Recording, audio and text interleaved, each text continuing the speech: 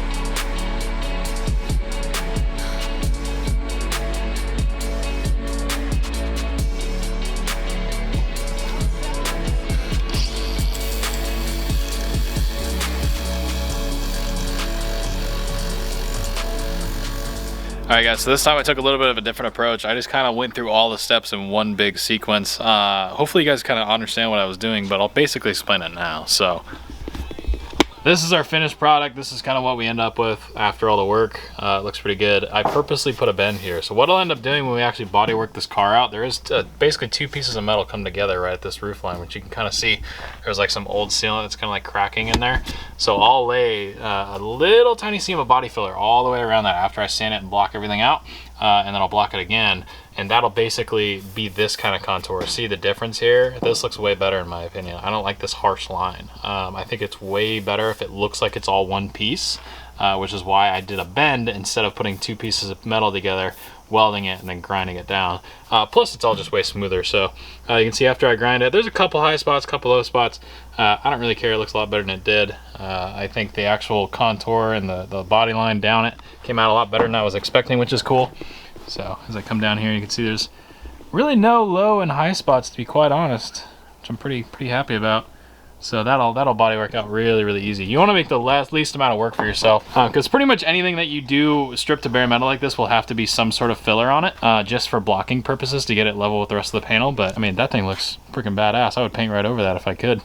So if you have a aluminum or steel, oh, this one's steel, any sort of metal ruler, awesome, because it's basically the perfect straight edge for you to go ahead and line your panels up with, so you can go ahead and put this thing on and make sure everything is perfectly flat and flush. So you can see everything looks really good on this thing now. Next thing I'm going to do is the back window. This is going to be probably one of the harder ones, and a lot of guys' cars have this problem. So the concerning part is there is lead right here. There's a lead seam. Kind of basically wraps right around here into just about this area is where the lead seam is on these cars. So I don't think you can see it. Yeah, it's painted over. Oh, there's a piece right there. So that's lead. So you can see this one little spot right here, that's lead. So this whole area is lead. You can see when I torched it, it kind of boiled a little bit. So I'm gonna basically strip this out. This all needs to be sanded off anyway. So I'm gonna body work this whole area real quick, get it all stripped out, go ahead and make a patch in the back window channel.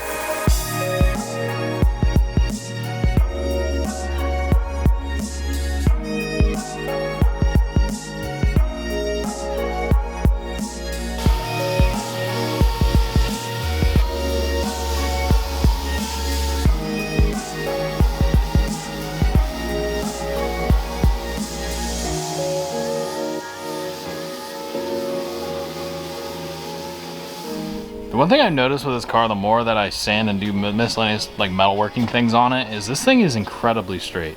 For being, let's say, I mean, basic math, almost 60 years old, you know, like, what was it, 56 years old? Very old car, thing's pretty damn, well, wasn't straight. I gotta keep reminding myself, I cut the whole back of this car off, that's why it's straight. And I put a new front end on it, also why it's straight. And I re-got the door, that's why it's straight. But the car is actually very straight now that I did all this work. So this thing should honestly body work out pretty well. And I think we can definitely paint this thing. I mean, look at how nice the hood looks. I haven't even gapped it yet. Barely gapped the fenders, haven't done much there. I did gap the door a little bit. And then all the way back to the quarter panel, everything looks freaking laser straight. Look at this body line. Very straight car. So I'm super happy with it. It's coming out already. And that patch just makes it that much better. So, but yeah, sanding out this, you can see where I'm hitting the lead. The lead is all right here. You notice lead is a lot softer than steel. So you'll notice the sanding scratches on this versus the sanding scratches on this are way more like they're deeper. It's a lot softer material, so you can definitely see the difference. You'll know when you hit lead. It also kind of pops up in different spots, like there it is right there again. That's lead. That's, yeah, there you go. Lead, steel.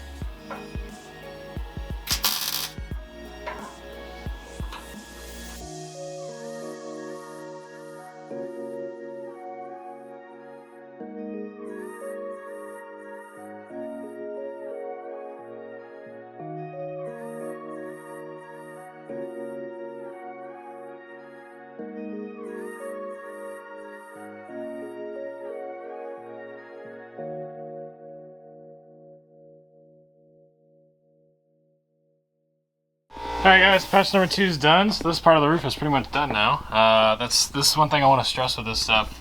You just gotta get it close. It doesn't have to be perfect. This is a piece of glass, window sealant, and a window seal, and a piece of trim is gonna go over this. So really what you're making sure of is that there's no cracks or pinholes that water can seep down. So I added a ton of material right here to make sure that if any water gets in here, it's got to rot out a pretty good amount of material to make it a problem. So and then you can see I stripped the lead back. So basically what we'll do, I'll body fill this whole thing, just a little glaze. I'll just do a skim coat of body filler to fill this in. I'm not going to re-lead it. I'm not going to stitch weld, material in it. There's no point. Just a little spot of filler right there, a little spot of glaze coat of filler in here just to make it a little smoother. And then we'll be good to go. So this came out pretty good. I'm happy with it. There's no rust anymore. You can see the other patch I did on that side of the roof is good. So yeah, the roof's pretty much good. So now you can see the lead I took out. This actually, well, you can just tell just by the way it falls. This stuff weighs a lot. But yeah, so I'm gonna keep doing some body work now. And then I think the one thing I gotta do in terms of metal work, the only thing I think left to do is cut that out and actually raise up the tranny tunnel so we can get the drive shaft up in it. That should be pretty easy to do. And then I'm gonna go get some seam sealer and seam seal the floor pans. And then body work. I'm gonna paint the quarter panel or primer this whole area. I'm pretty much gonna throw some 80 grit on the DA, wipe this entire back of the car. Basically go around the entire back of the car, and then I'm also gonna shave down all these spot welds because they don't need to be that big. Grind those guys down, and I'm gonna primer the entire back of the car because I hate seeing it like 9 different colors. It's bugging the hell out of me. And then when you see the back of these 2 cars, you think they're the same car because they both have black and red along the quarter panel, and that's kind of really annoying. So I'm gonna make it actually all black. Alright guys, so a little bit of time has escalated, and as you guys can see as I walk down the car, some things have changed. So we've done a lot of filler work, and I don't want to spoil the surprise for you guys, but we have a bunch of body work going on the quarter panel, which I want to pick up on Thursday. So today is Tuesday. We'll upload today's video tonight. Late, sorry, it's a late upload, same day upload for me. I worked really hard doing the metal work, underestimated how long a lot of projects have taken on this car. So the metal work came out amazing. This is stuff that you guys can do at home. This was really easy to do. This was really easy to do. It just probably took about an hour a piece because I was filming. And then I'm doing a lot of filler work. So you can see the different layers of filler. Just try to get this thing straight as I can get it. There's a lot of filler on it right now. Most of it's gonna get sanded off, but that'll be a future video. So with that being said, I hope you guys did go on to like the video. Leave a like if you did enjoy it. Let me know what you think about that style of filming where I kind of just put like some sort of music in the background and then just kind of work. I think that's more efficient for me because then I can just basically run through everything on the car and I can just work and just move the camera in different spots. I know you guys don't like talking as much, so it's not like you just setting up the camera, do something, talk, and then do something, talk, do something, talk. I'd rather just set it up and then work. So let me know down below what you guys want to see. Thank you guys a ton for watching today's video. Go ahead and grab your shirts, t-shirts, stickers, 909speedcompany.com. That stuff helps me a ton. See you guys in the next video. Bye guys.